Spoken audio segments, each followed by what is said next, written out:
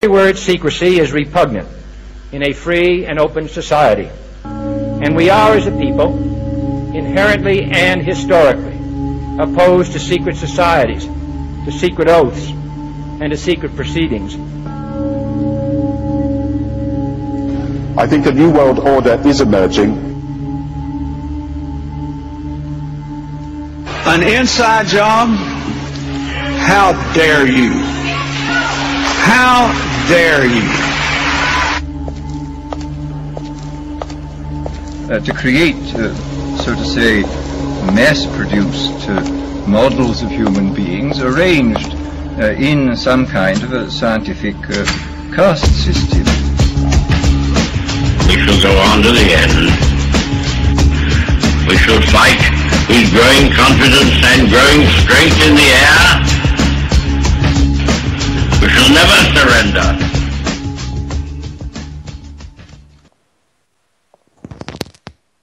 Hey, what's up everybody? This is UCY.tv. It's the 20th of December 2014. And this is the Solvinur Event. How you doing, guys? What's up? If you go to UCY.tv, most of our shows, click on any of them, you will end up on a page that has a chat room. You can ask questions there, or paste comments, or talk to the other people, like Del, JJ, Joe, Jules, Top Knot, Ocelli, and Vince. Pinch Nut, Cap is there, and two Anons. Welcome everybody. So, today we're going to try and finish this PDF that is about the Trivium. And I'll try and keep an eye on the chat room as well, so that if any questions arise, I can try and answer them. So make this window a bit smaller and pull it down. No, pull it up. Pull this one down. Yay, here we go. This one, we did like half of it. So we got about one half left. And I know I already did this like 6 or 7 weeks ago or something. This small part, but we're gonna repeat it because it's kind of important. It's about reasoning. There's two kinds of reasoning, deductive and inductive. The methods of deductive and inductive reasoning are too lengthy to reproduce in this essay, but it is important to give some general sense of their nature. Deductive reasoning relates to what is known as top-down thinking, starting from basic general principles and working towards specific instances. Deduction focuses upon the relationship of premises to conclusion. Pinch asking a question in the chat. I've been busy, buddy. It's I had this offer from some friends. Yeah, you know, maybe you don't know, but my right hand is all messed up. I can't pick up a hammer and bang with it or grab things tightly. You know, it's because of my fingers. They are messed up. The nerves ain't working as they should, and it's really bad. And they weren't able to fix it in the hospital either. You know, they tried, but there were a bunch of noobs there, so that didn't work. And so these friends, they offered to help kind of rebuild my home. You know, do like painting and things like that. Restructuring some doors, things like that. So, but you know, these people have jobs, right? So Monday to Friday wasn't able to do that, so they could help like Saturdays and sometimes on Sundays. So, but Saturdays was like full. You know, I can't, you know, make radio with while these other people are, you know, running around in my house, and you know, I could do little things. So I was away, you know, doing stuff at home. So there. So now you know, pinch. What happened? I should be back from now on, though. All right. So continuing. If the premises are true, it's a big if, terms are clear, and rules of deduction are applied, then the conclusion must be valid, right? So this is like a way to reach 100% certainty. And also, rules of deduction is something we should get into later, because it's not explained any further here. But that should get into a lesson on logic. Right, logic, second step of the trivium. In deduction, we seek to arrive at certainty.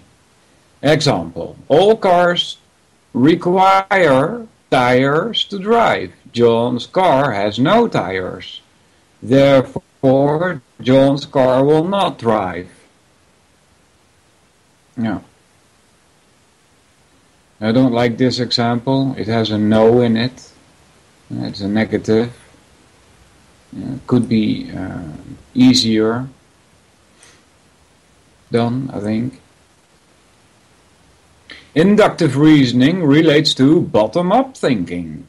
Starting with specific instances, we can begin to form some sort of general principles. While still using the tools of premises and conclusion, inductive reasoning hopes to arrive at probable truths. Yeah. By taking the available information, induction can only say what seems to be true. Well, he's got seems here italic, in italic letter form, right? And right, maybe, you know, it's just my bad English, but something that seems like is not really the case. In Dutch we say schijn bedriegt, right? That which shines will fool you, something like that. And schijn, that word, you know, it relates to me as seems. Looks like is also something that comes to mind. So it looks like, you know, it doesn't help. As opposed to what must be true, right? So in deductive reasoning, you can arrive at conclusions that must be true. There is no other way. Induction leaves room for the possibility that a conclusion can be false, even though the premises are true. All right. So an example of that is most. That's the most important word here. Most people hate the smell of skunk spray. Jenny is a person, therefore Jenny probably hates the smell of skunk spray. Alright, next. Practice with deductive and inductive reasoning sharpens the mind by showing us the forms of arguments and exposing logical short circuits. Next is spotting fallacies in this essay. So but before I do that, I'm going to repeat a little bit from a previous PDF that we did. which is important to understand. It's written by Michael Lavoisier, and it may freely be distributed for personal or educational use, provided that it is not modified. All right? No cost, no fee. And it's about fallacies and arguments. Fallacies and arguments. In order to understand what a fallacy is, one must understand what an argument is, right? So, fallacy and argument. If you don't know what an argument is, you're not going to grasp what a fallacy is. Very briefly, an argument consists of one or more premises and one conclusion. A premise is a statement, a sentence that is either true or false. Right? That's statement. A premise is a statement, brackets open, a sentence that is either true or false, brackets closed. That is offered in support of the claim being made. Right? So they come to a conclusion. Right? This is usually how it goes when people try to fool you, like mainstream media. They have a conclusion they want to bring across. And so what they'll do is they'll come up with some premises and then lead you to a logical conclusion which they already had in mind, right? But the premises are false, which means that the conclusion cannot be correct. So always check the premises given, and always check your own premises if you want to tell somebody about a certain conclusion. Alright, so premise is a statement, a sentence that is either true or false. And that is offered in support of the claim being made, which is the conclusion, which is also a sentence that is either true or false. There are two main types of arguments, deductive and inductive. A deductive argument is an argument such that the premises provide, or appear to provide, complete support for the conclusion. An inductive argument is an argument such that the premises provide, or appear to provide, some degree of support, but less than complete support for the conclusion. If the premises actually provide the required degree of support for the conclusion, then the argument is a good one. A good deductive argument is known as a valid argument and is such that if all its premises are true, then the conclusion must be true.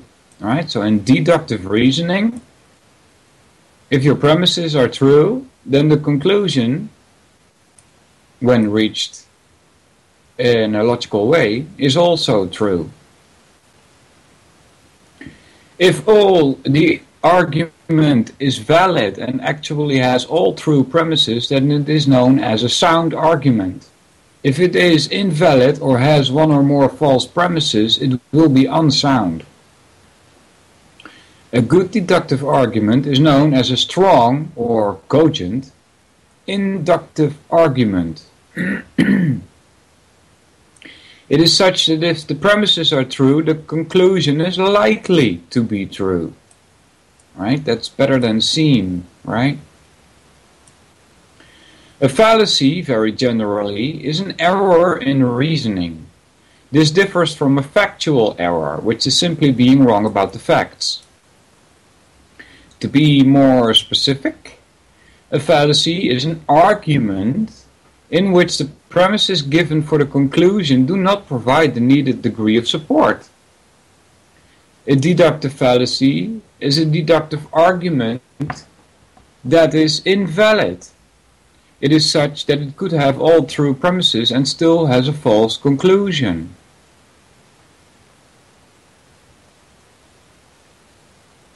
Yeah. So, for instance, premise 1, all men are mortal. Premise 2, Socrates is a man. Conclusion, the battle at Waterloo was lost. Right? An inductive fallacy is less formal than a deductive fallacy. They are simply arguments which appear to be inductive arguments, but the premises do not provide enough support for the conclusion. In such cases, even if the premises were true, the conclusion would not more likely be true. So here's an example of a deductive argument. Premise 1. If Bill is a cat, then Bill is a mammal. Right? The two most important words here are if and then. That is a way in which a sentence is built. Right? It's if somebody starts a sentence with if, usually what you will hear somewhere in the rest of the sentence is then. Right? That is a valid way of trying to bring across an idea. Premise 1. If Bill is a cat, then Bill is a mammal. Premise 2. Bill is a cat. So it's no more if, no, Bill is a cat. Conclusion, Bill is a mammal. Right? Example of inductive argument. Premise 1. Most American cats are domestic house cats.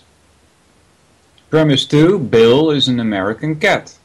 Conclusion, Bill is a domestic house cat. Right? It's not certain though. Could be a stray cat also. Because in the premise 1 it says most American cats. Not all American cats. You see? Example of a deductive fallacy.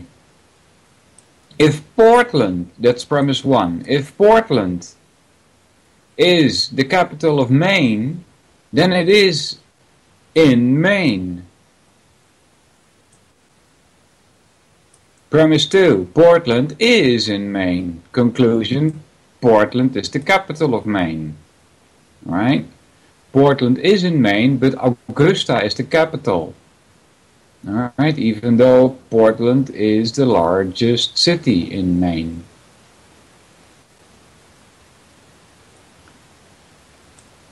Example of an inductive fallacy.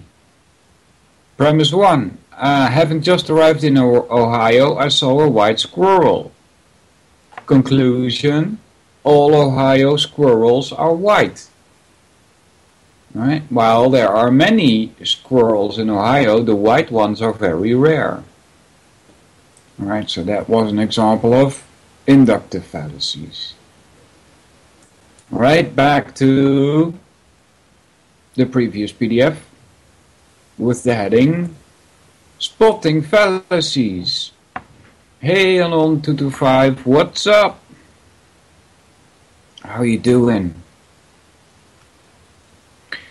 Ad hominem, slippery slope, appeal to authority. Such are the exclamations of those that spot a fallacy in a book or conversation. When you learn the fallacies, this is so funny, right? I'm going to tell you this little story. I was at work.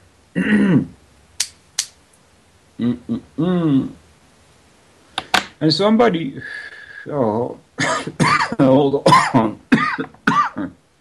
Oh, they say I shouldn't smoke, right? Oh, let me grab a drink, guys.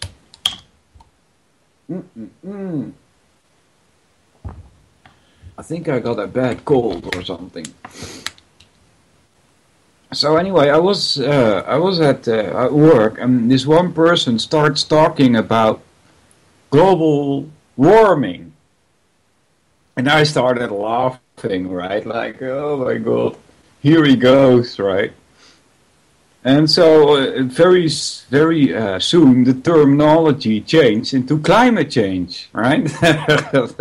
Yeah, funny, right? And I started telling him about, well, you know, it's a fallacy to think that, you know, it's global warming. Have you heard of the glaciers that are growing? You know, they only look at the articles in the newspapers that tell them that the glaciers are melting. You know, they don't check. They don't check that glaciers are actually growing. And so I told him that. And you know what? He says, "Oh, you're a non-believer." And I'm like, yeah, right. Shows you how much of a religion it is, right? Oh my God. So funny. You know, I was a non-believer. Yeah. When you learn the fallacy, so what's that, guys? When he calls me a non-believer, what kind of fallacy is that? I recognized it immediately, of course. Yeah, didn't smack him around the head with it. You know, it's people you work with, so you know, I just started laughing a bit. And said, well, that shows you how much of a religion it is, right?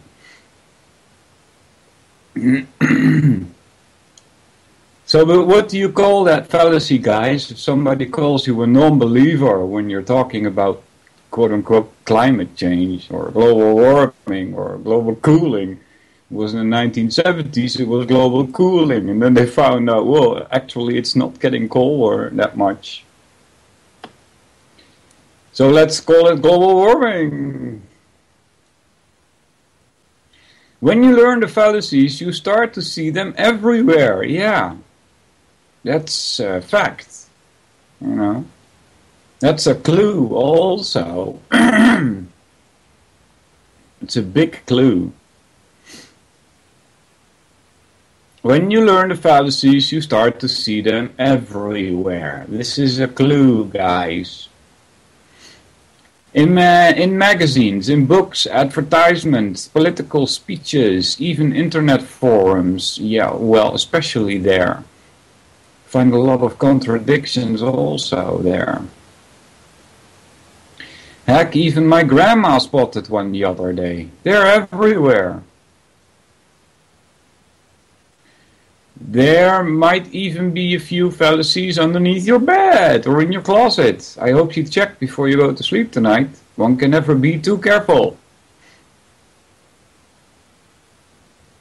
A list of the fallacies as well as the distinction between formal and informal fallacies are outside of the scope of this essay. But any book on logic will cover them in detail. Yeah. I did one course on logic and it came up a little, not too much though. Yeah, it could have been better. He only discussed the most common ones. There are a common 20 or so informal fallacies that one would be better for having memorized. Yeah.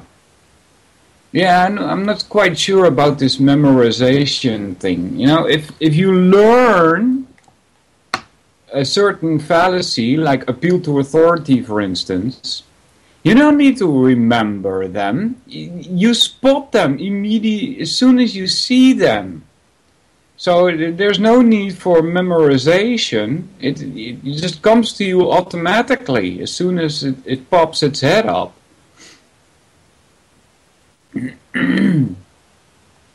Some people even make a game of spotting fallacies and calling them aloud when watching things like presidential debates or television commercials. Logical fallacies arise from one of two options. Either from outright deception or just simple ignorance, right? So with the, like 2 minutes ago, you said it said that logical fallacies are everywhere, and I said that was a clue, right? So what do we assume? That people are just too stupid and ignorant. I don't like that word. Too stupid and nescient, right? That they commit these fallacies. The word ignorance, I don't like it. The word ignore is in there. Ignorance. That's how I read that word. Ignorance. Ignorance is what I read. Because they've been told stuff, but they ignore it. You know? That's worse than nescient. Nescient just means you don't know. Ne from not, and scient from science, knowledge, not knowing, nescient, you see? So, but what do you think? That all these fallacies are there because people are dumb? Right? Or do you think that all of these fallacies in politics and magazines and television and radio and blog sites and all of that are there to deceive you? The mere presence of a fallacy does not imply either origin. Yes, that's correct. It's up to the audience to determine if the fallacy was committed maliciously or not. Well, if it's a politician speaking, you know, you can assume that it is outright deception. The presence of a fallacy does not have any bearing on the truth values of the premises or conclusions. It just means that some flaws in reasoning have occurred and so clarification must be made. Alright, that's also true. Sometimes when talking among friends or something, you might find that your friend is committing a fallacy. And that doesn't mean that what he says is not true. Alright, so it just means that you need to take a closer look and see if you can come to the conclusion being offered without using fallacious arguments. Right? Get your premises in order, use the rules of logic, and see if the same conclusion comes up.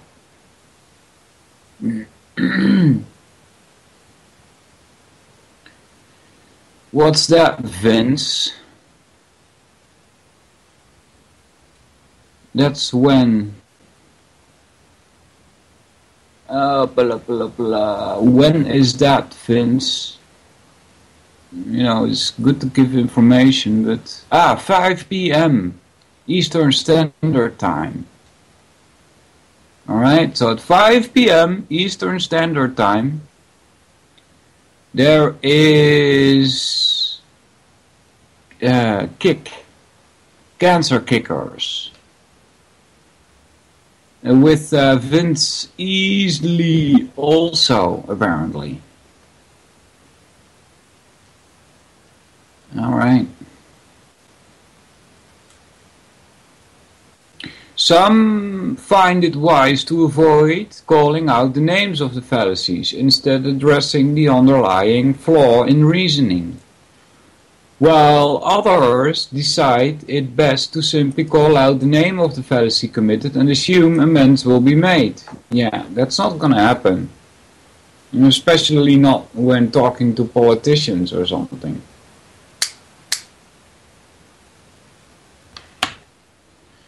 They will just throw another fallacy at you, like, oh, you're the smartest one at home, right?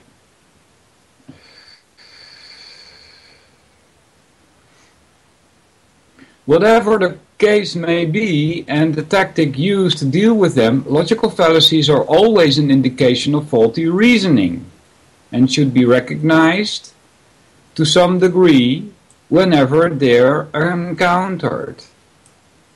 Recognition of fallacies is not just a tool for discerning the truth in other speech or writing, it is most useful in sorting out your own thinking as well. Yes, it is.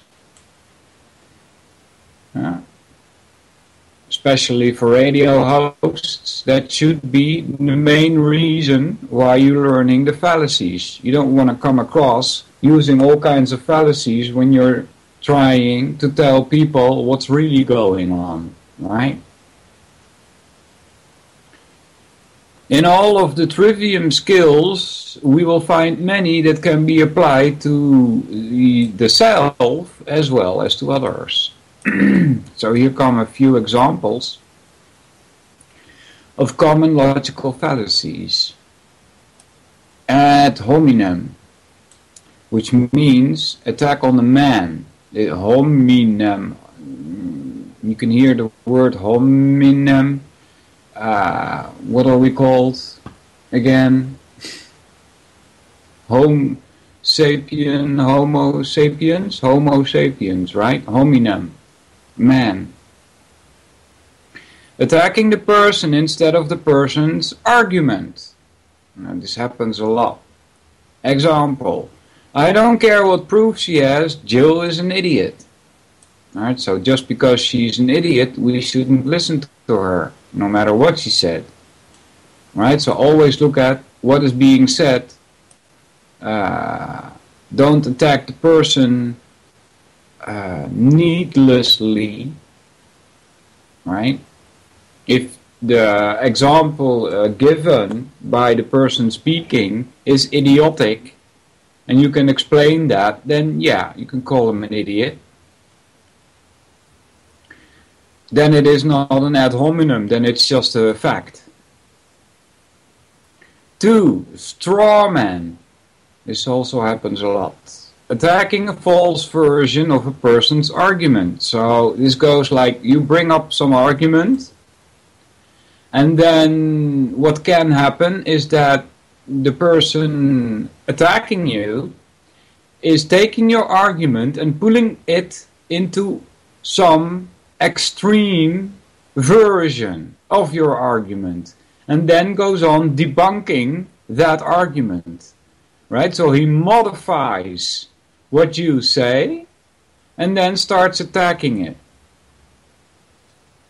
Example, evolution states that we descended from apes.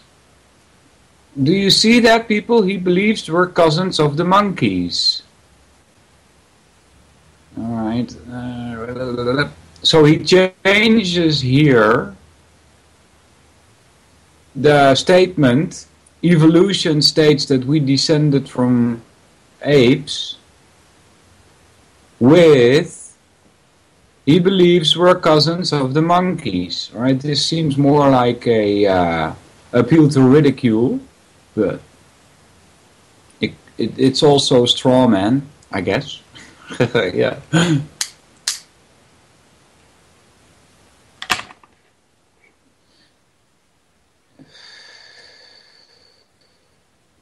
The last thing I read about this whole evolution thing, by the way, is that there are more and more, quote unquote, you know, these people that call themselves scientists.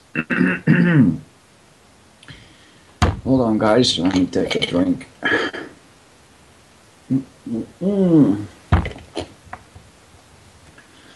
There are more and more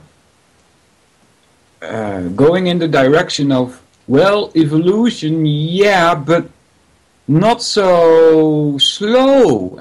More in like, there's a period of stable DNA moving from generation to generation, and then it changes drastically in a very short period of time. Right? So that's another way of looking at what evolution is. 3 is appeal to authority. Basing a truth claim on a person's perceived authority. Example, 9 out of 10 dentists agree that our toothpaste is the best.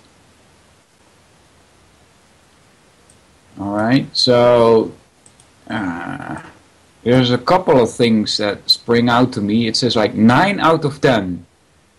Right, that sounds a bit more like appeal to popularity, which is next.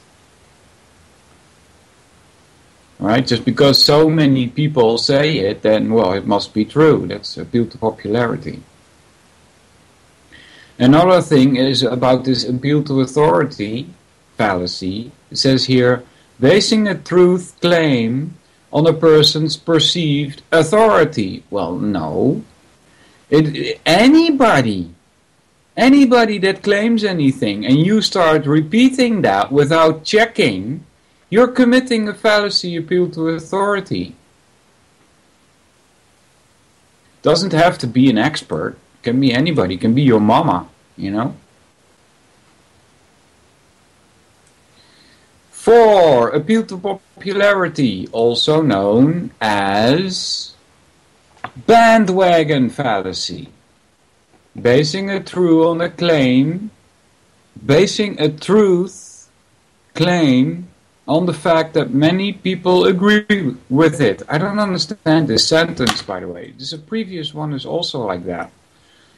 Basing a truth claim on a person's perceived authority. What is this? Basing a truth claim. It doesn't, feel like normal English to me, but, I'm Dutch, so maybe it is normal English, but it doesn't feel like that to me.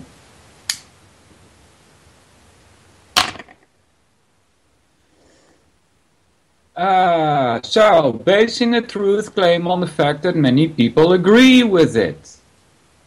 Right? So, like, an example I'll give you is, like 150 years ago in the United States, most people believed in God. Therefore, God must exist. That's a bandwagon fallacy. Example given here is, I'm telling you, Terminator 9 is good. Everybody is talking about it. Yeah. So he just assumes that Terminator 9 must be good because everybody is talking about it. Alright, that's fallacy, appeal to popularity. Just because everybody's talking about it doesn't mean that it's good. 5. Begging the question. Also known as circular logic. Basing a truth claim on the claim itself. It doesn't beg the question if it leads you to ask other questions that is raising the question. Example. Our book teaches you the truth. It says so right here, right? So another way of putting that is, well, God must exist. And then you say, why? Well, it says so in the Bible. And so, well, the Bible is written by God, That's circular reasoning. Loaded question. Assuming the presumption of guilt in the question. Yeah, you gotta be careful with these kind of questions. They will attack you with these kinds of questions. So if you get a question posed to you like that, point out his assumption in the question and immediately shoot that back at the person. Why do you assume such and such, right? Example of a loaded question is, so why did you shoot the sheriff? You see, the assumption in here is that the person asking assumes that you did shoot the sheriff. 7 is red herring, distracting away from the topic. Example. Oh, you think I'm being pushy? Well, what about that time you flirted with that girl at the bar? You're a pig.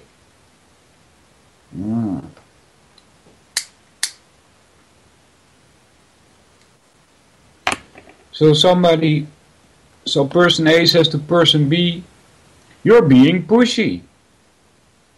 It's P-U-S-H-Y, right? And person B, who is being accused of being pushy, puts up a red herring. And he's trying to distract you away from the attention being put on him by saying, well, what about that time you flirted with a girl at a bar? You're a pig. And that you're a pig, by the way, is an ad hominem. That he's trying to pull the attention away from the statement being made about him being pushy by saying, well, what about the time you flirted with a girl at the bar? Non sequitur is number 8. When the conclusion does not follow from the premises.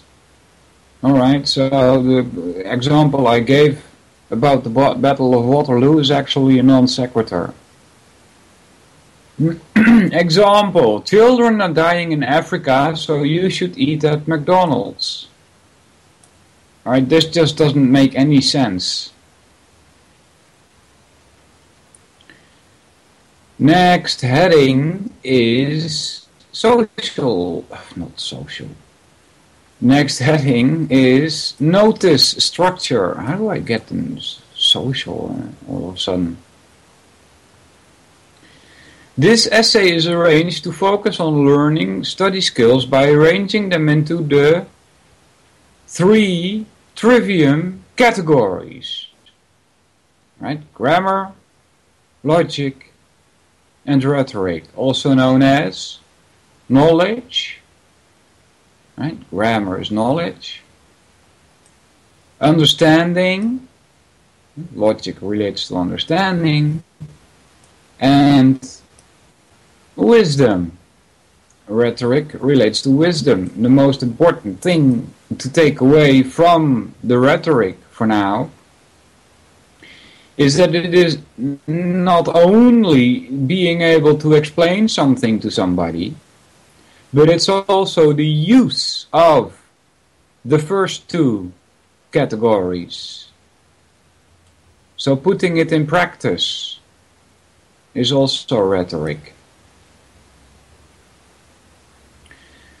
There are words before and after the skills section, but the focus remains clear.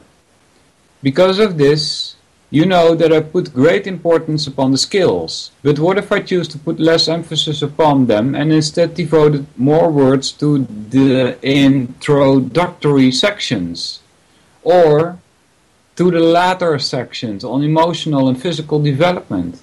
The reader might assume that the skills are less important than the rest of the topics. Alright. So that was a part that I wanted to repeat, but we were much further. So I'm gonna scroll down a bit. Let's see and try and figure out where we left off. We did paraphrase. I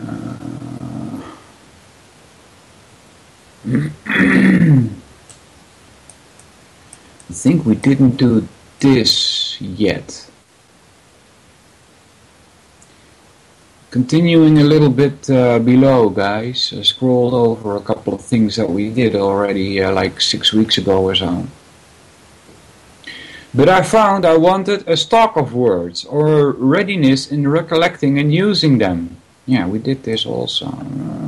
Blah, blah, blah. The paraphrase was that. Let's see.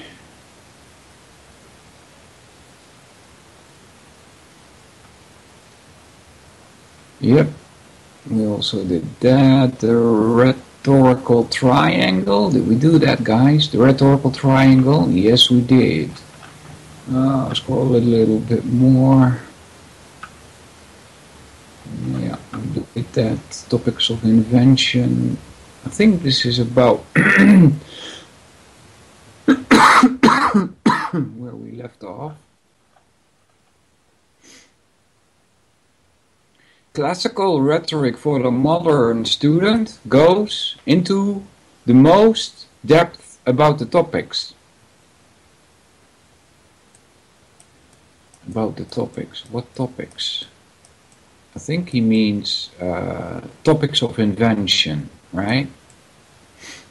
Topics of invention goes into a couple of categories. Definition, A, genus, B, division. Comparison, A, B and C. Similarity, difference and degree. Relationship, A, B, C, D. Cause and effect. Relationship, right? Antecedent and consequence. Isn't that the same as cause and effect? No. C, contraries, D, contradictions. Yeah, that's a nasty one, the C and D. Contraries and contradictions. Right, there's this quadrant, which you get taught in logical classes, where contraries can lead you to 100% certainty about a certain claim. Contradictions should always be removed. Right? Contradiction is illogical thinking. If you use them, that is. And the next is circumstance. A and B, possible and impossible. B, past fact and future fact. Alright, that's confusing to me. Past fact and future fact. I mean, something that is not happened yet in the future is not a fact. Right? It didn't happen. Not part of reality. You see? And then past fact, alright, that's always true. That which was true in the past is still true today. That means that which was real in the past is still real today.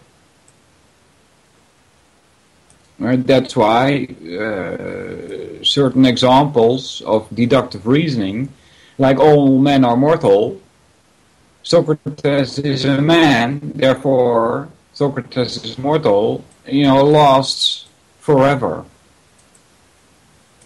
Then the next is testimony of the topics. A, B, C, D, E, and F. Testimony, authority, testimonial, statistics, maxims, laws, and precedents. So classical rhetoric for the modern student goes into more depth about these topics, and even gives a few rhetorical analyses that outline the use of the topics in famous speeches and writings. It's amazing how well that great orators, from the founding fathers to Martin Luther King, have utilized the common topics to construct extremely persuasive arguments.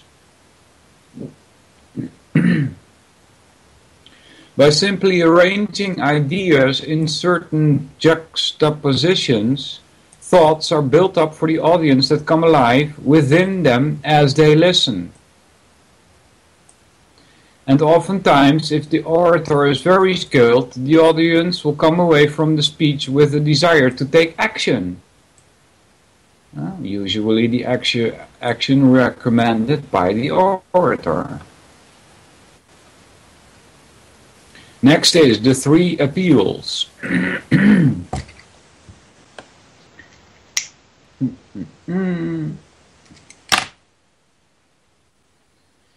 Aristotle wrote in his book, Art of Rhetoric, that there are three modes or appeals that are effective in persuading the audience. Ethos, logos, and pathos. Ethos is concerned with the speaker's character, what kind of person he or she is, and what makes them worthy of listening to. Vote for me because I'm a hard-working taxpayer and father of 3. Right, that sounds a bit like appeal to pity. Oh, I'm a father of 3, you need to help me, right? Logos is the logical appeal. When using logos, you're trying to lay things out precisely and rationally. You're not trying to rile the crowd up in support of your case, or get them to believe you're the nicest guy on earth. Your main task is to make the clear argument in defense of your case, the step-by-step reasoning process of why you're right. Because of X and Y and Z, we can clearly expect A and B to happen again. So we should take action C and D in order to stop it. Pathos is appeal to emotion. Right, that's a fallacy. It doesn't concern the listener with the speaker's character or try and even make a logical argument. It deals directly with the emotional component of the subject and uses those triggers to persuade the audience. Right? Example here. Are we going to let them win? Are we going to let them get in the way of making the world safe for freedom? What the fuck is this? You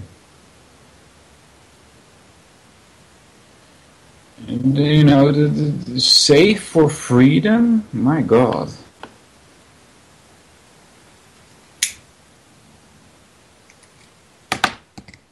That doesn't make any sense, you know, those 3 words in a row. Safe for freedom. Freedom is unsafe, period.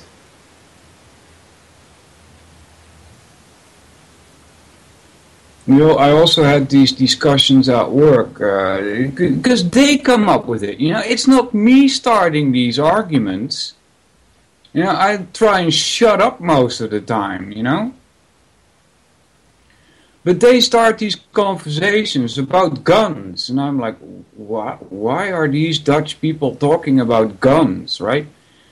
Yeah, and there's shootings in America, and you know, they use that to convince themselves that the laws that we have in place here, where nobody except the criminals, you know, some police officers, have guns. They try and convince themselves about that, because they don't know that I'm aware, you know. And so I tell them, well, you're not making any sense, dude, you know.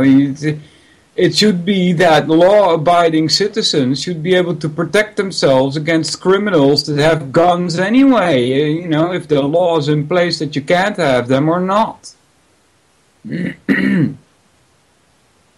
And it doesn't help. You know, they still think that there should be a law that forbids normal people to have guns. You know, and so I bring up this thing that happened here in the Netherlands. This jeweler had a shop, and he got raided by some criminals. And he just had it, you know? He had it. He said, next time they're coming, I'm shooting them. And so he bought a gun. I don't know where he got it from, but he had some guns, and he shot the guys that came in again to rob him. And it was big news on the Dutch TV, right? And so and I say, what do you think of that then? Shouldn't he be able to defend himself against these criminals? Well, yeah, then I'm right. No, but still, it doesn't dawn on them that these laws are ridiculous. Right? So freedom means unsafe. Because criminals can get guns, but so can you, making you a bit safer. But freedom comes with dangers. That's normal.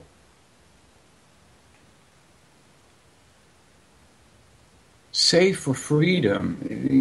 Yuck. It sounds like a political terminology, right?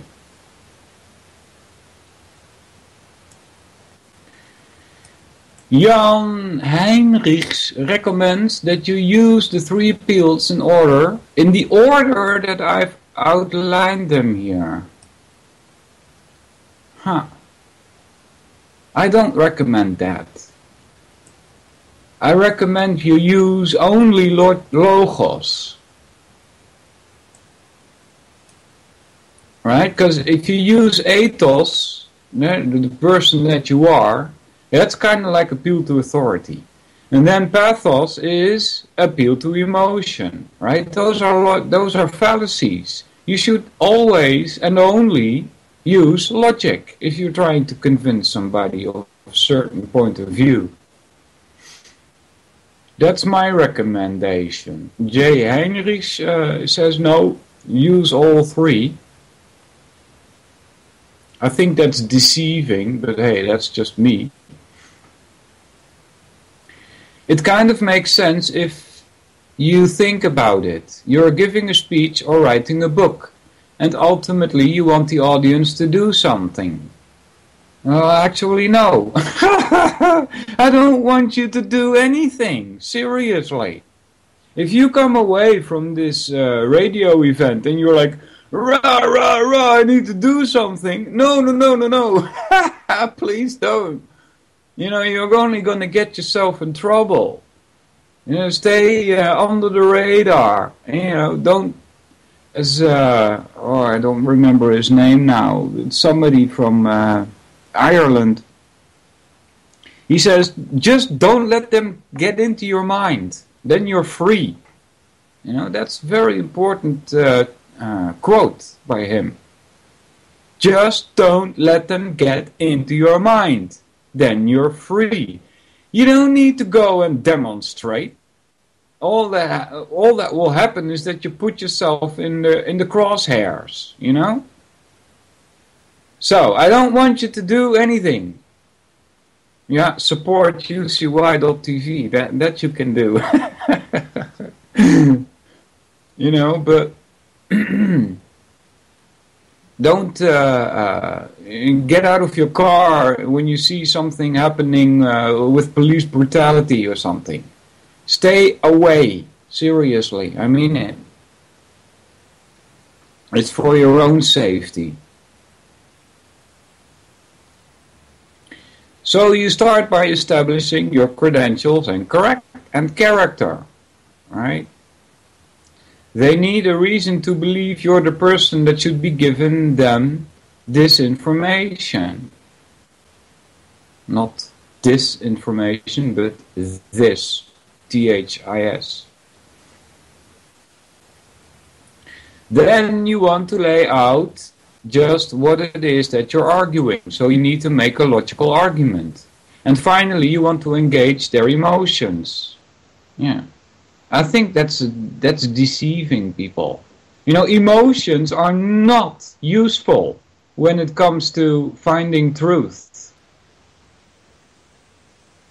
And hopefully in such a way that they actually choose for themselves to take the action you've recommended. That's leading the person, right?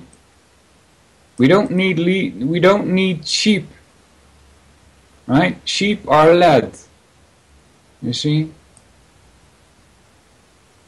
For the most part, this is a safe strategy for utilizing the 3 appeals, but ultimately, each situation needs to be considered by itself. Alright, he probably made a typo here. I don't understand this sentence.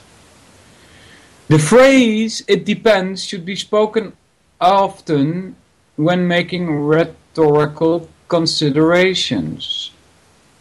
Alright. That was ethos, logos, pathos.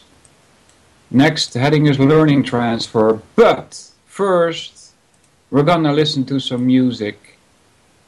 Here we go, guys. Some Poker Face. we're going to play a half hour for you folks, give you all this freedom-minded America First, rights first movement stuff that we've been doing for about 10 years.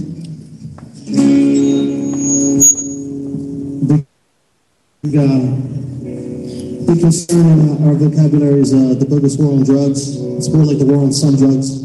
Only the ones that you and I can't grow or make in our kitchen. Seriously, if we're not paying the tax man, they're coming to get you. This song's called I Want to Get High.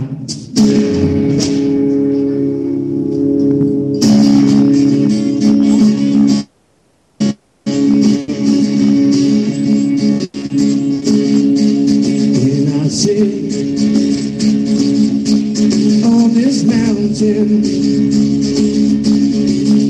high above the plain, when I fly high like an eagle, I saw the valley below.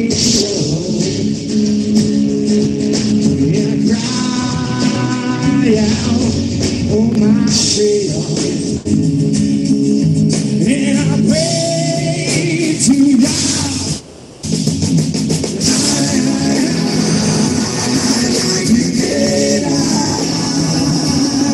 In the middle of the day and the end of the week, I get high.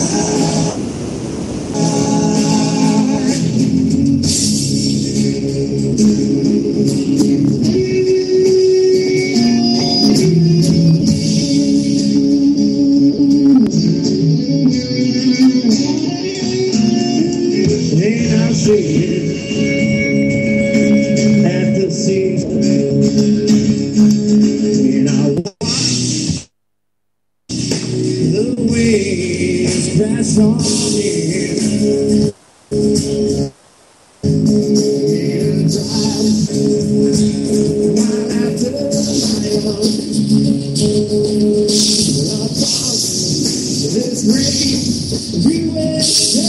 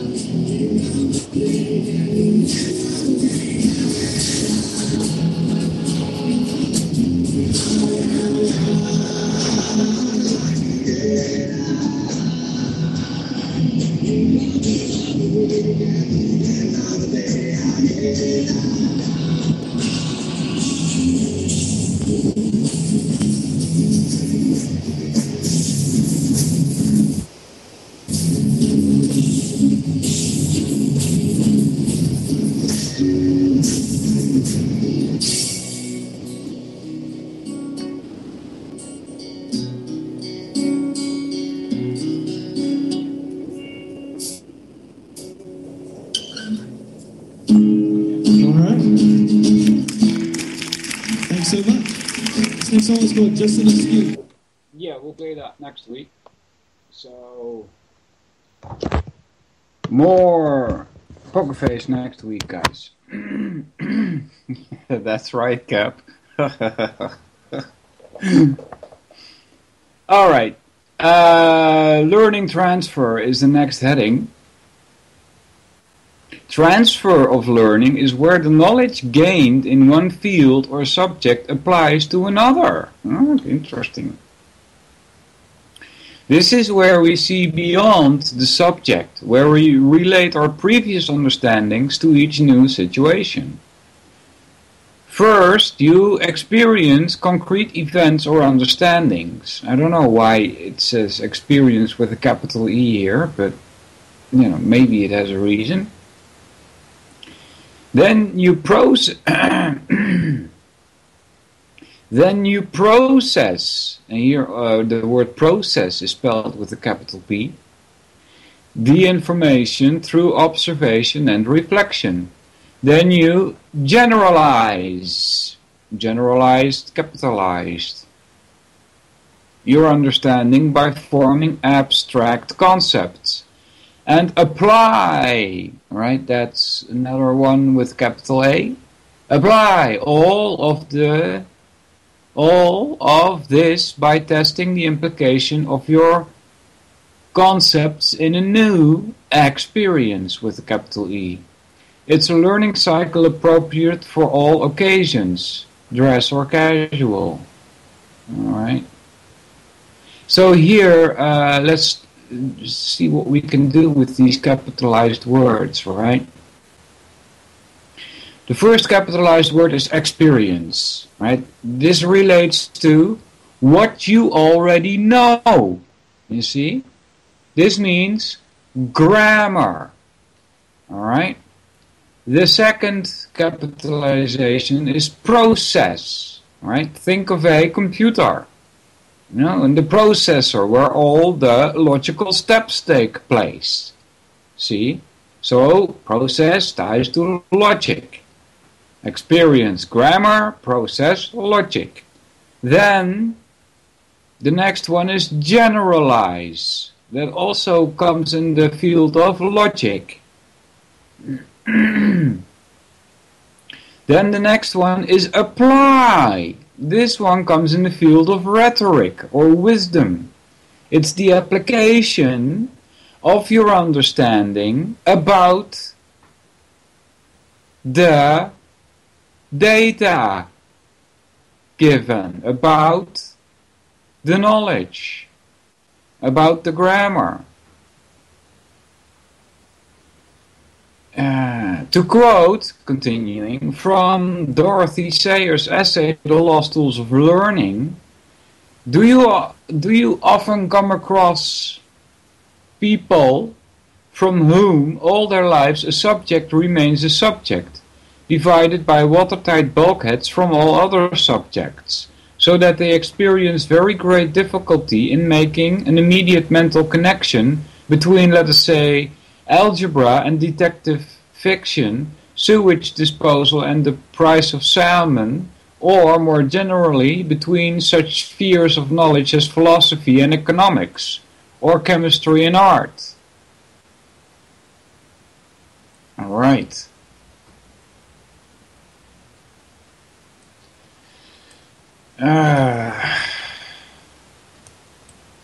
So being a philosopher myself,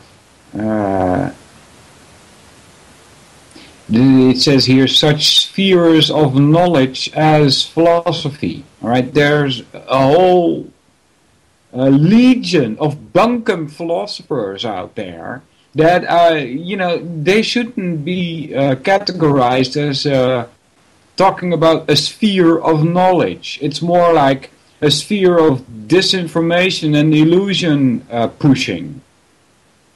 That's what it is, illusion pushing. Making you think that nothing is real. That's what's going on lately with these philosophers.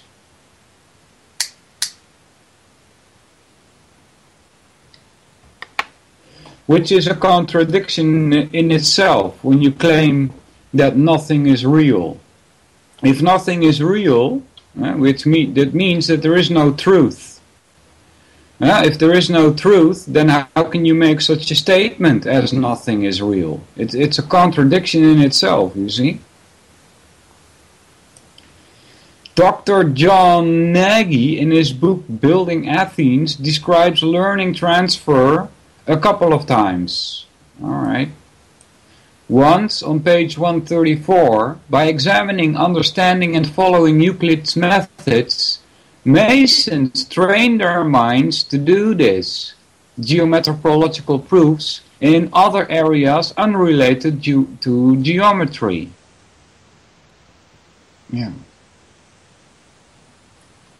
And that's supposed to make us think, what exactly? That Masons do this? And again on page 198, it sounds like we should do it too because the Masons do it, right? And again on page 198, while discussing the 12 challenges when raising one's thinking, it is projecting these insights in many directions and under many varying conditions to determine how they could apply elsewhere. Alright? I guess that's useful. So with Masons, they might get taught trivium stuff. And they will learn how to fool other people on the higher levels. On the lower levels, they will tell you that it's just, for your own mind. But that's not what the trivium is used for nowadays. The trivium is used as a weapon against you. That's what it is. That's why you should learn it yourself, so you can defend yourself.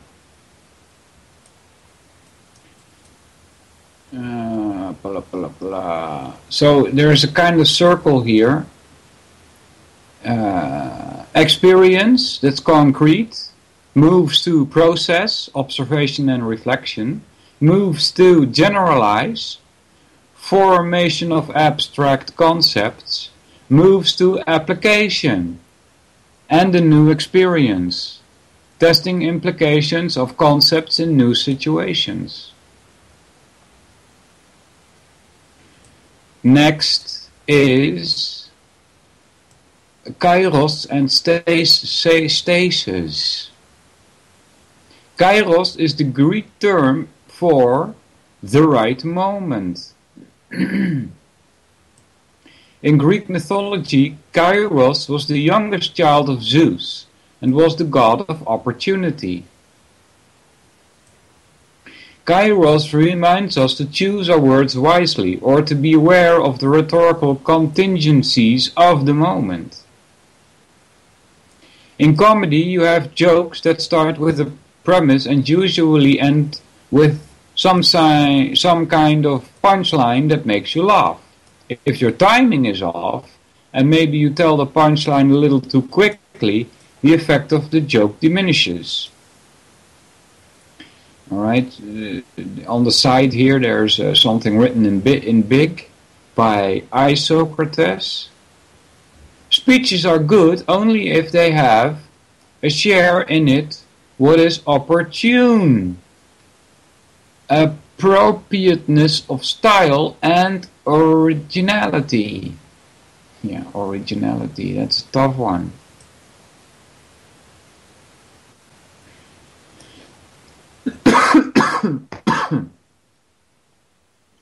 The same applies in conversation. When we find the right words and say them at the right moment, our words have more impact. There is no clear guide for how to achieve Kairos, but you know it when it happens.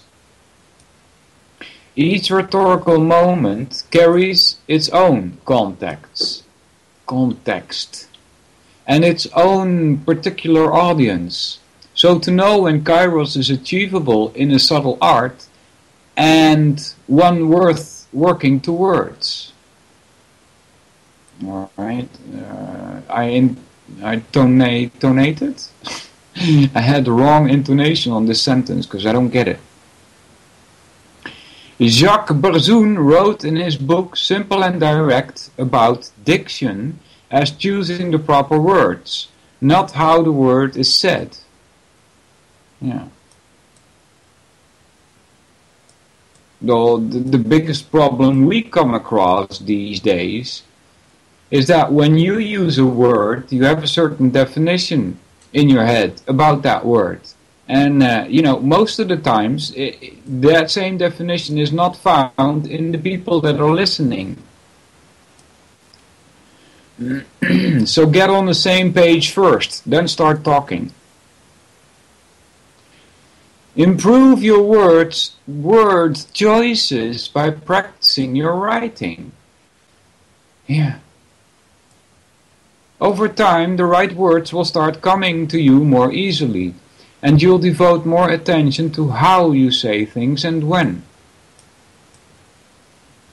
Stasis is a way of determining what it is that is being discussed. How often are people locked into conversation in which the parties are more or less discussing different things? Yeah. That's what happens if you're not on the same page. If you don't get your definitions in order. Arguments are so often this way. No matter what the conversation is, it always helps to know exactly what the topic is. Sometimes you might think you're talking about cheeseburgers, but your friend was trying to comment on the enjoyment of food outdoors in the summertime. Or maybe you're making a point about politics and your friend takes it as a personal attack. Yeah, that's also something, right? People are so tied to the team that they choose, with soccer, for instance, that if you say, this and that group of players called AZ67 or whatever, they suck at playing soccer. And then, the one that is supporting this group of players feels it as a personal attack. Because, he's for them. He wants them to win. Unbelievable, right? How do you tie yourself to a bunch of players kicking a ball in the field like that? Unbelievable.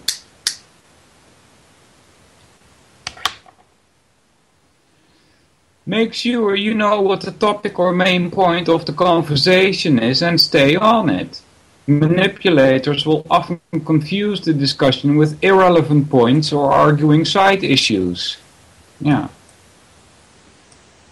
That's what bugged me a lot about when I did 9/11 research, which took me a very long time.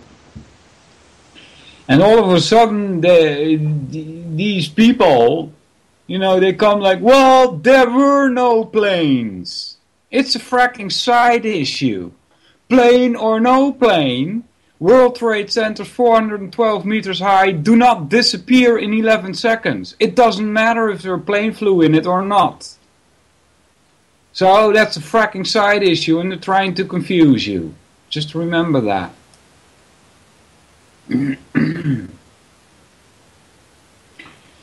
To help establish stasis, employ this 4-part assessment.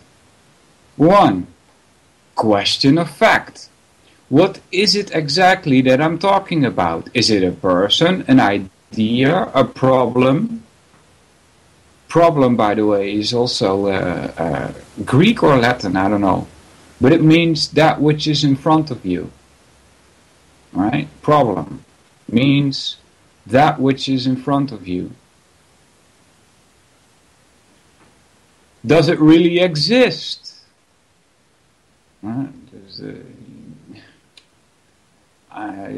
It's just me, right, that has trouble with that. Does it really exist? Existing, that which exists is real. So, I'm stumbling over the word really. Really? Yeah. What is the source of the problem? Are there facts to support the truth of this opinion? Opinion?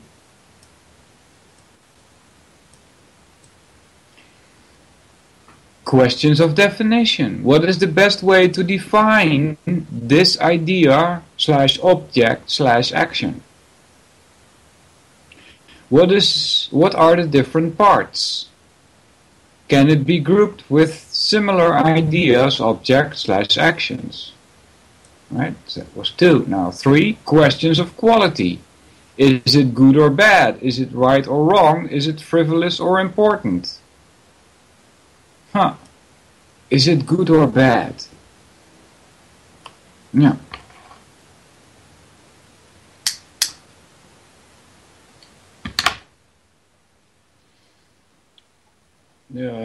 Plato had something to say about that, about good, you know. Good for him is his fake world of forms. That was good for him. Yeah. Good for him was a leading class. That was good for him. You know, and a whole bunch of sheep that are led. That was good for him. So when asking the question, is it good or bad? Well, that depends what kind of position you're in. If you belong to the inner circle, think of 1984, then what is good for you is bad for the rest of the people, you see? 4. Questions of procedure, jurisdiction. Is this the right venue to discuss this topic? What actions do I want my listener to take? Again, don't take any action. Next topic is write outlines. One of the best ways to organize your thoughts for writing or speaking is to make outlines.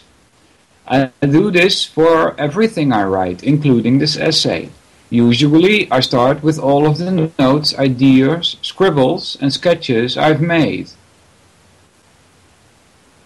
Then I start to think about how I want to arrange everything. Which parts come first? Where is the main argument going to be placed and how will I end it? Then I start creating sections for each part of the work. Perhaps I just have an introduction, an argument and a conclusion. Or perhaps, like for this essay, there are many different sections within it. After completing the arrangement, I start to put down main ideas first, with subheadings for any ideas that fall within the main points. So, for instance, my original outline for the section on deconstruction looked like this. Deconstruction. Break down into smaller parts that are more easily grasped. Avoid being intimidated by any subject or problem. Smaller concepts build and lead to larger concepts. Hold on, guys. Need a little bit of drink.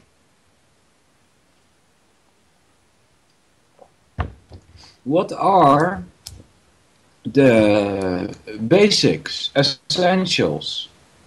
I need to smoke a little bit more, I think.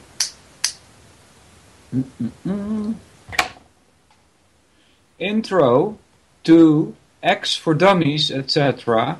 to build general map to deconstruct. I did this for each of the skills, as well as the other sections in this essay. In some instances, I varied noticeably from my original outline. In other instances, I followed the outline to the letter. By having the outline put together, I could begin constructing my piece without getting lost or forgetting key information. On top of that, new ideas came up and different approaches to the sections were discovered. Writing was more fun because I had most of it laid out for me. Keep in mind that no first draft is perfect, and when writing or planning a speech, one of the best tools you have is to read and recite. Speak out loud the things you're writing to get a sense of their rhythm and to tell if your word choice or phrasing is off. Next is social skills. Social skills are not taught easily through an essay or a book. You need to be in the wild to work on these skills. The only practice is face-to-face. Your opportunities for this kind of growth arrive every time another person comes into the room. Yeah, I'm really bad at this, I just tell people the truth, and it always ends badly. So, social skills? No, none. I don't have any. It's because I don't lie. At best, I can only give you some indications for further study, like so much of this essay. By studying the trivium and or any intellectual pursuit, there is always a common fear that it will make you dry and boring. The exact opposite is true. Because of rhetoric, you should want to improve your quote-unquote game and develop the ability to speak just about any kind of person or group. Yeah. You can't do that if you're dry and boring or grumpy. Being antisocial disconnects you from everyone's shared context. How do you call that in English? Development? 2 dots above each other? Alright? Being antisocial disconnects you from everyone's shared context. ... Modern society. Yeah. Well, you should be disconnected from that. Modern society is inhumane. It's unhuman. It's a fracking hell. You should disconnect from that in your mind, at least, and for as far as possible in practice also. Doesn't mean quit your job because you won't be able to pay the rent or whatever, your mortgage, and you're going to end up on the street. So no, don't go that far, right? But disconnect from what they call modern society for as far as possible. Even if we're not talking about the fixtures of society, they're always in the background. Our conversation exists in a stew of common experiences, right? So, I don't make radio for everybody. I make radio for a few people. It could be millions that listen, that would be fine.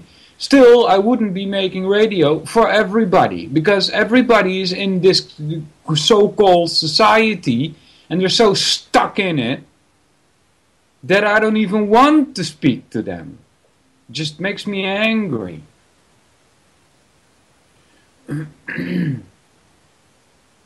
I'm not, it's not my job to pull down the walls of nescience and ignorance, both of them, on these people. They should do that themselves. And if they don't want to, then let them be. Let them drown in their own mud.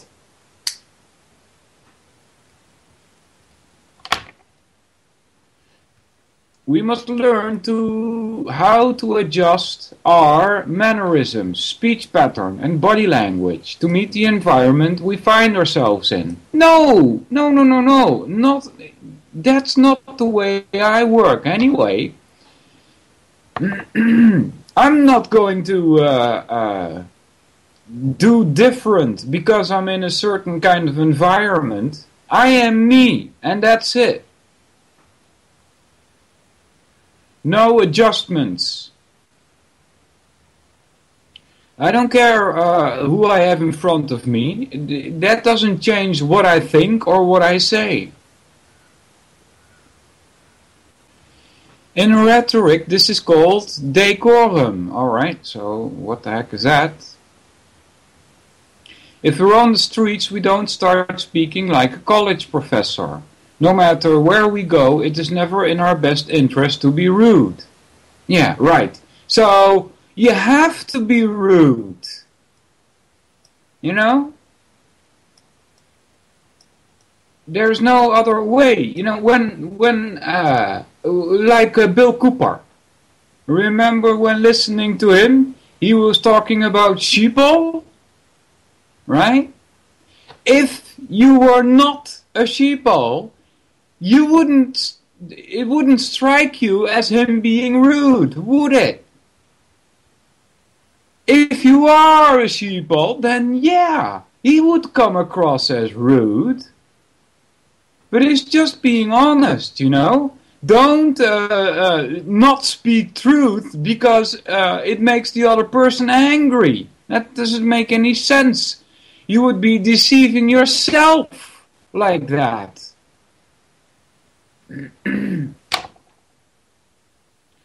Next, seduction and power. That's right, Kat. I was first introduced to simple concepts about social dynamics when I read Neil Strauss's book, The Game. In it, he went undercover into the world of so-called pickup artists, men whose skill was to use language, tricks and gimmicks to seduce beautiful women and live a rock star lifestyle. Yeah, that too, Dan. I found the book interesting, but ultimately was attracted to the tactics they used. One good thing about the book was that it introduced me to Robert Greene's book, The Art of Seduction. Huh. Sounds like a succubus. After reading that book, I realized that it was more about human psychology than getting between the sheets. It was no surprise to me that the appendix was a guide on how to sell to the masses. Yeah, that's actually easy. Robert Greene wrote other books that expose aspects of human psychology. The most important being the 48 laws of power. While certainly some see this as a manual on Machiavellian techniques, it is not about gaining power over others. It's about becoming someone that others trust with power and learning to protect yourself from people that try to gain control over you. Yeah, so that would be good. Next is influence.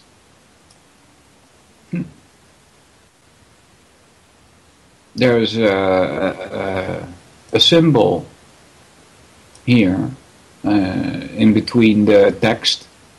It's a circle with a dot in it. Alright? Now that's a hydrogen atom, but it's also the sun. Alright, so remember that. A circle with a dot in it. Influence. In Building Athens, John Nagy talks about becoming the center of influence inside a sphere of influence. Using the symbol of the circumpunct, or point within the circle, to illustrate this concept.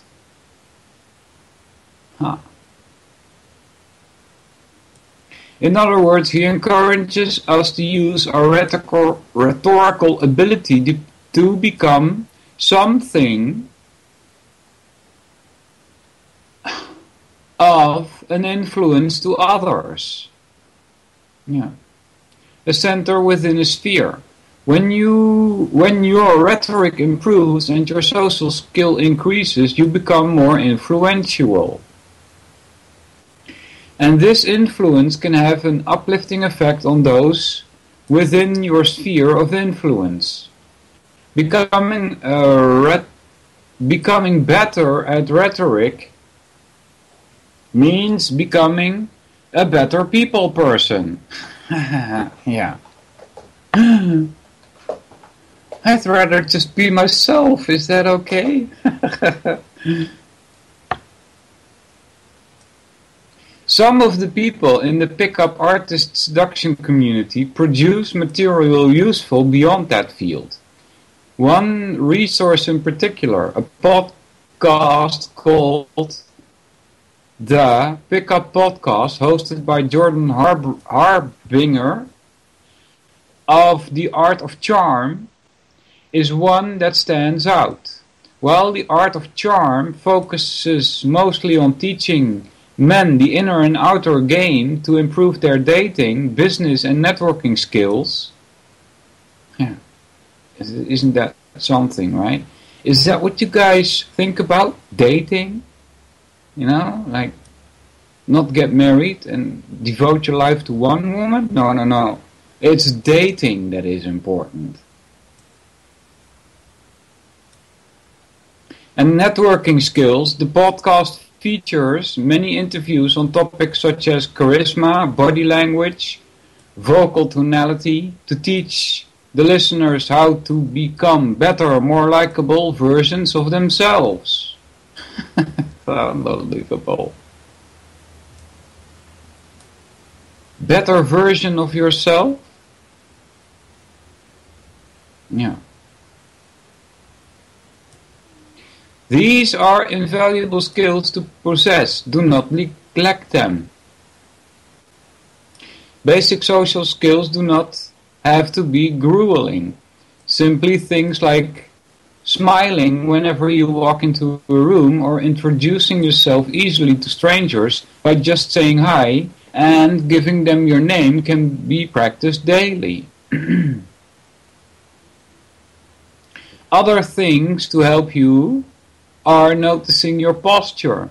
Make sure you stand tall and healthy looking. Learning how to make small talk and keep the banter light and playful, as well as inviting people to talk about themselves rather than to keep the conversation focused on you. Yeah. Alright, this reminds me of a saying by the Chinese. Yeah, I'm paraphrasing here, but it says something like the lowest form of speech is talking about people, right? That's yourself and others. Then there's a class higher, so to speak, is talking about things that happened, all right? The highest form of thinking is talking about ideas.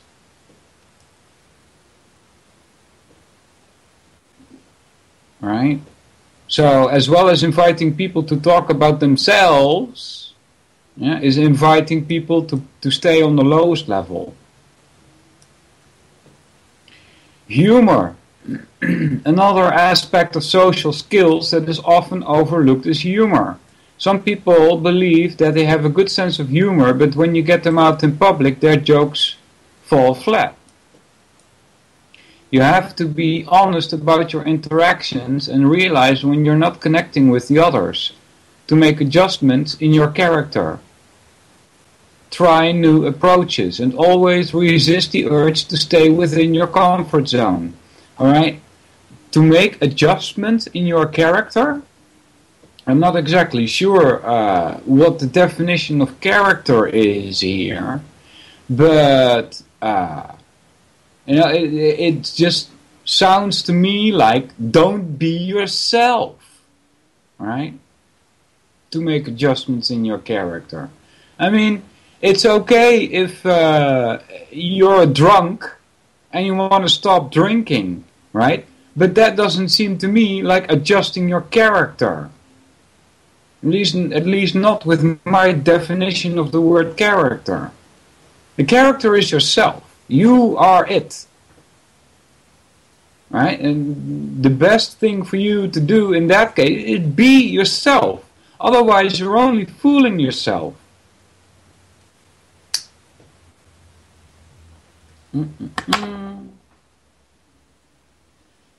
Then it says, try new approaches and always resist the urge to stay within your comfort zone. Alright, that's, yeah, okay, I like that. Always resist the urge to stay within your comfort zone. That's a good one.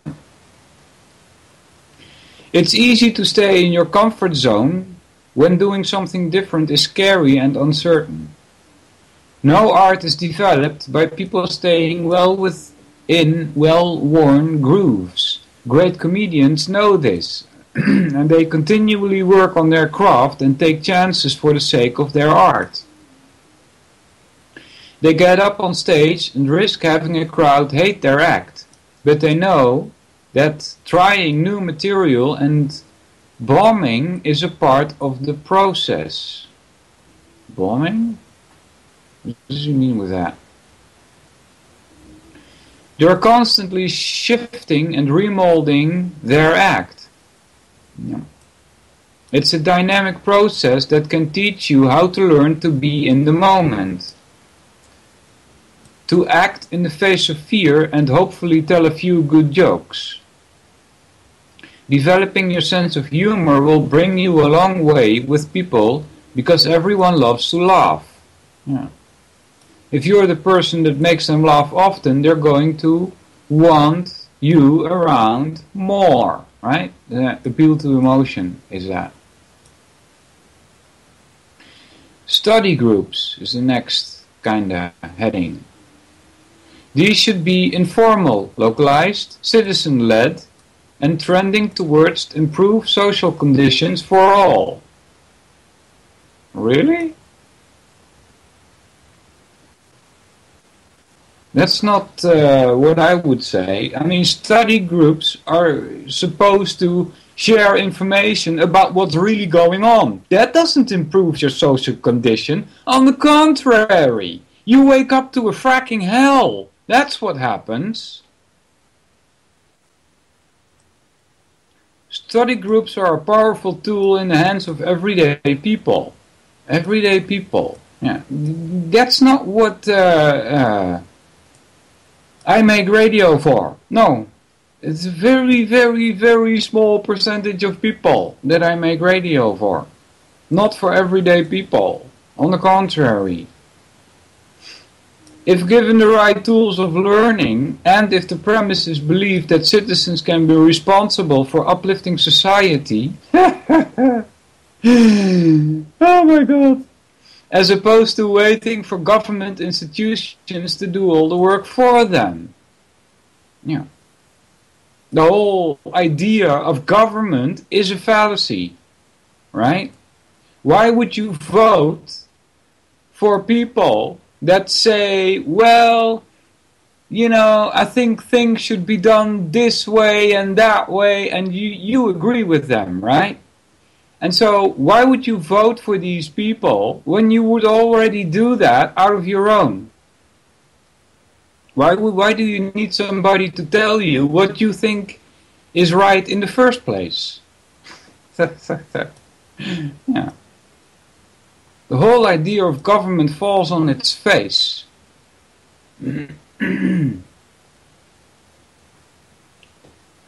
Let's imagine something. Groups of people gathering once a week to discuss things, issues of the day. Yeah, you see, there you go already. Who decides what the issue of the day is?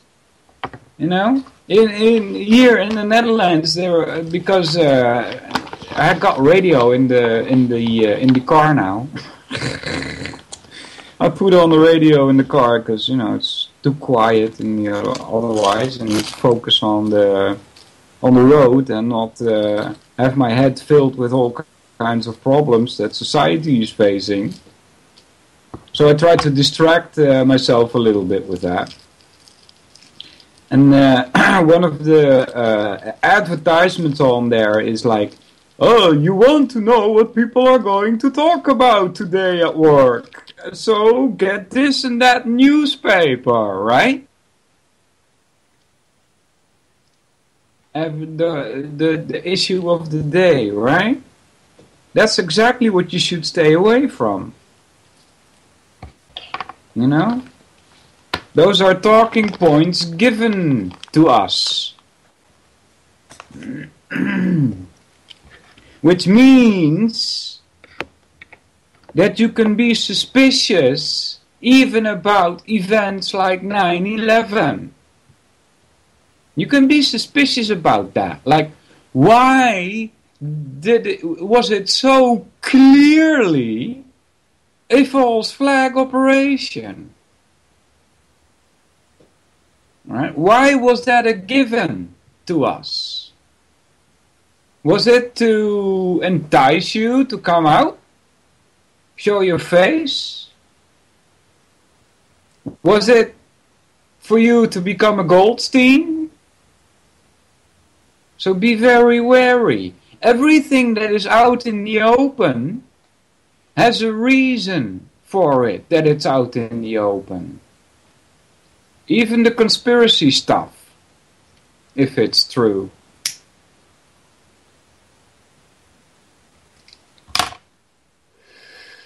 Let's imagine, oh yeah, we did that. Issues of the day, valuable skills, media and political speech analysis. Yeah, so why would you waste your time on political speech analysis? Why would you waste your time even listening to these liars? Good books that enrich the mind and soul. Alright, that can happen. Historic periods and their relation to today. Or, well, like history repeats. Local township issues. Yeah, that's where you might have some success. Might. I seriously doubt that, though. It's been infiltrated on all levels. Open forums. Yeah, don't even waste your time there. It's full of nonsense. So many uses can be envisioned with the use of the study groups as a base. The more that people have the tools for learning, the better these types of groups can function. Alright, so a study group, for me, you know, if I were to create such a group, would be validating. That's the most important thing you can do. Validate the claims being made. Don't just believe something because everybody talks about it or expert X says so. Right? Validating stuff is the most important thing a study group can do as far as I'm concerned. Our society trends towards individuals becoming more disconnected from others in person. Yes, that's correct. While seeming to connect more in the virtual environment. Blah blah. Yes, I would agree with that too. Nothing can replace face-to-face meetings. Yeah, you know, that's the thing. Because of the computer and the internet and all that, virtual reality, we've become disconnected. And there was a step before that, though. You know? It was putting away our parents in death houses. The breakup of the family. The government stealing children. The concept of study groups may seem archaic to younger minds, but what we're going for is a more mature society. Really.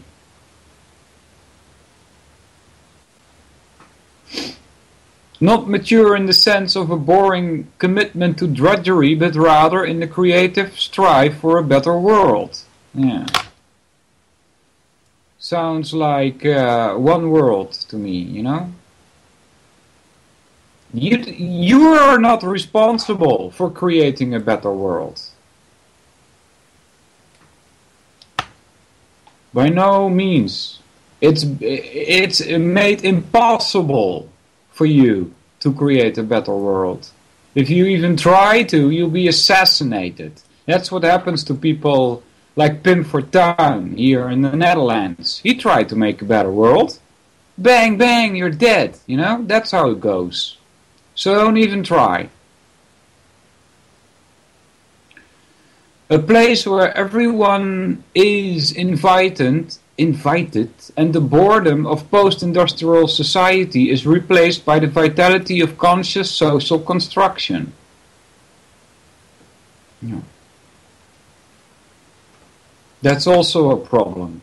Post-industrial society. We don't create stuff anymore, which means there's no real economy. Real economy comes from production. Young and old can learn together and from each other.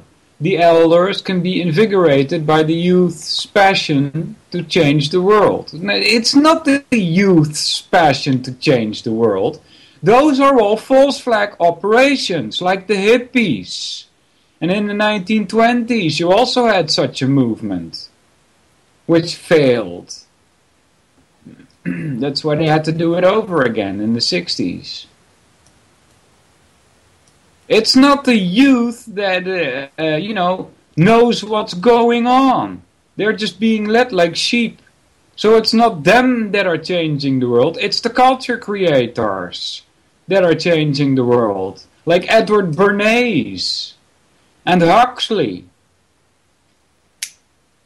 What time is it? 52. We've got a few more minutes.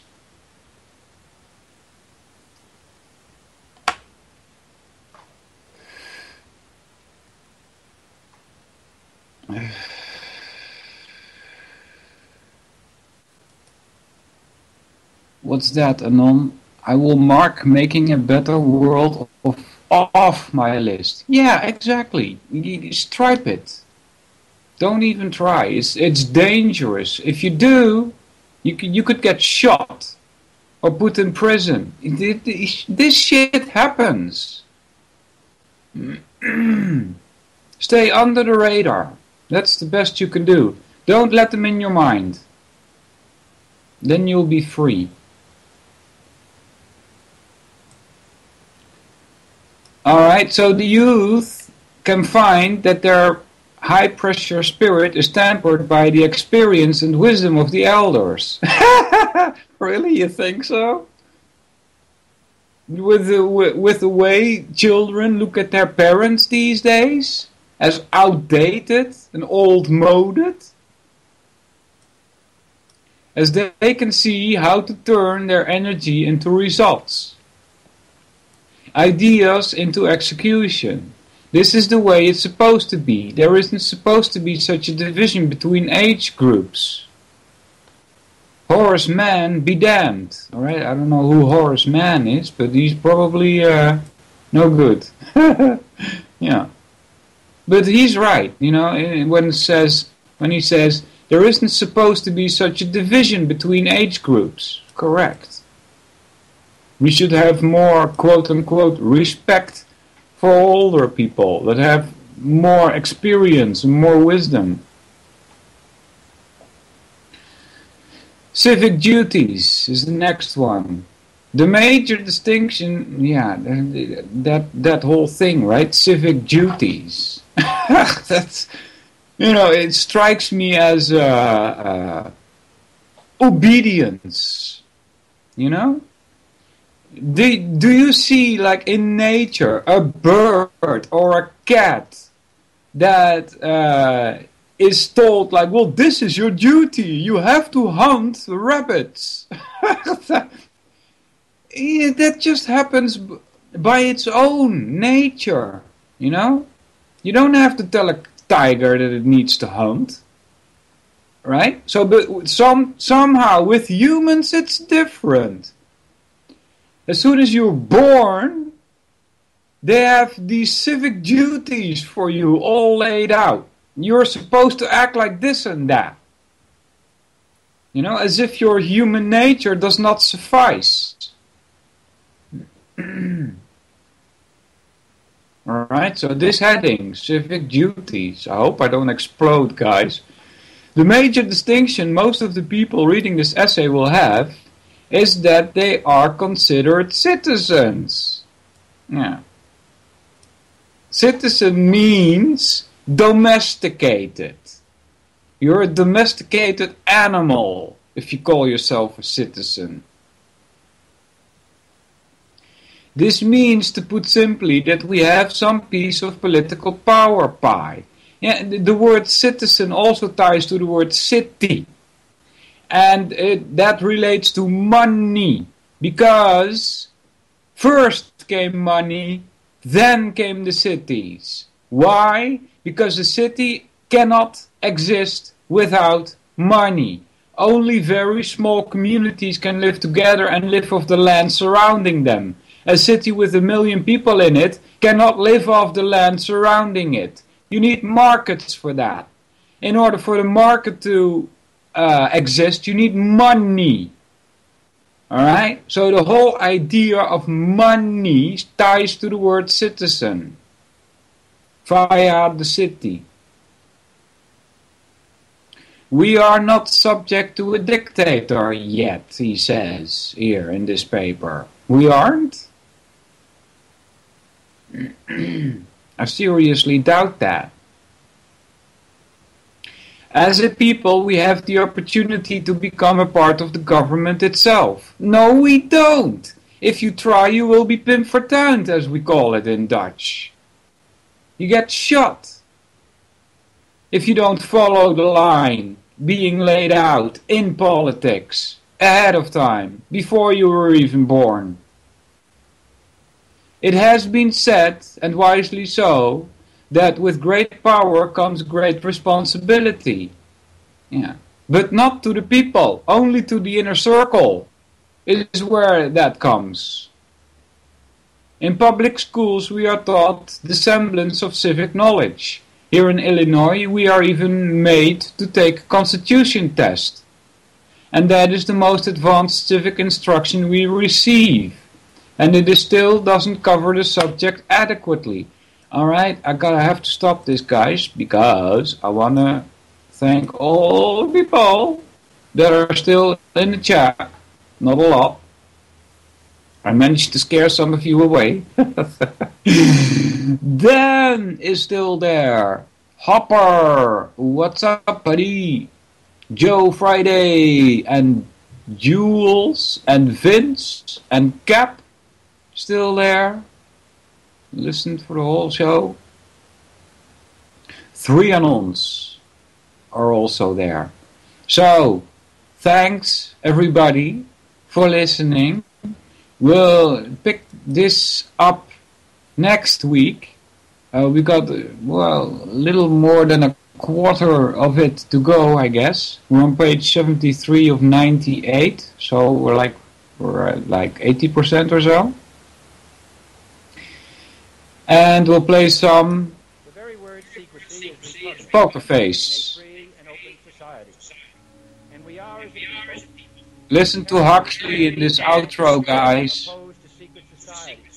Thanks for listening. See you later. I think a new world order is emerging. An inside job? How dare you? How dare you? To create, so to say, mass-produced models of human beings arranged in some kind of a scientific